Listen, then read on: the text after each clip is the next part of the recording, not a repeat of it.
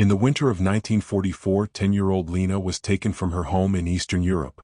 Like hundreds of thousands of other children, she was pushed into a cattle car, the same wooden freight wagons many older Americans and Europeans will recognize from wartime newsreels. There were no seats, no heating, no water. Just darkness, overcrowding, and fear. People stood shoulder to shoulder.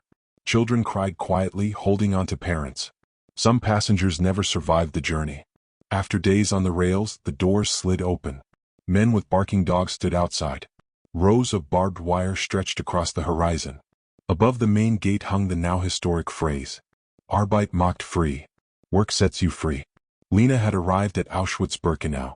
For many watching this today, veterans, the children of veterans, and those who grew up hearing wartime stories from their own parents, this place is a symbol of the darkest chapter of the 20th century. Immediately after arrival came the selection, a process survivors still speak about with trembling voices. One motion of an officer's hand decided everything. Left, forced labor. Right, death.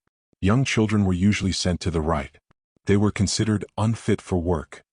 Lena was tall for her age. A guard mistook her for 12 and sent her to the left. Her younger brother, just 8 years old, was sent to the right. For many families, Jewish, Polish, Czech, Roma, and also Soviet civilians, this was the final separation. Survivors often say they never even had time to say goodbye. Lena was placed in a wooden barrack with other children. Conditions were almost impossible to imagine even for those who lived through the war. Up to 300 children in a single building. Straw mattresses filled with lice. Hunger so constant it became a physical pain. Little to no medical care. Winters without heat, summers without air.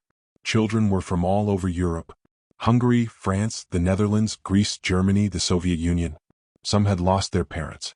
Some had watched them taken away. Others did not yet understand what was happening.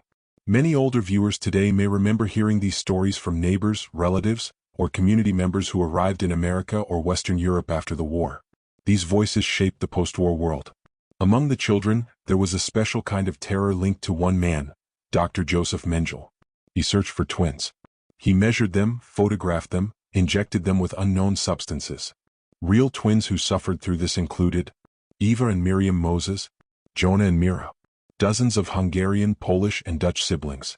In Lena's barrack lived 2 blonde Czech girls, identical twins named Hannah and Sarah. They were kind, always sharing crumbs of bread. But after one examination, only one returned. The other followed within days. Survivors who were children at the time still carry the memory of those empty spaces on the bunks.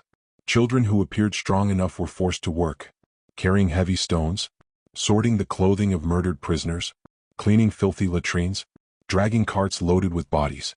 Lena worked in what prisoners called Canada, a warehouse where belongings of deported families were piled in mountains. Shoes, coats, children's toys, photographs. Sometimes she found a small piece of bread in a pocket.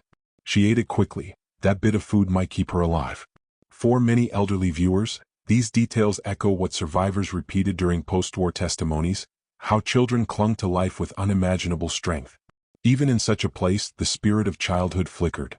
Children shared crumbs of bread. They whispered lullabies at night. They played simple games with stones or buttons. They told each other stories to forget where they were. Lena befriended a boy from Prague named Marek. He kept a single object hidden under his shirt, a button from his mother's coat. It was the only thing he had left from home. Older audiences often understand these gestures deeply, reminders of how, during wartime, even the smallest personal item could be a lifeline. On January 27, 1945, Soviet soldiers entered Auschwitz. They found thousands of children, starving, exhausted, too weak to stand. Many did not understand that the war around them was ending. A nurse wrapped Lena in a blanket.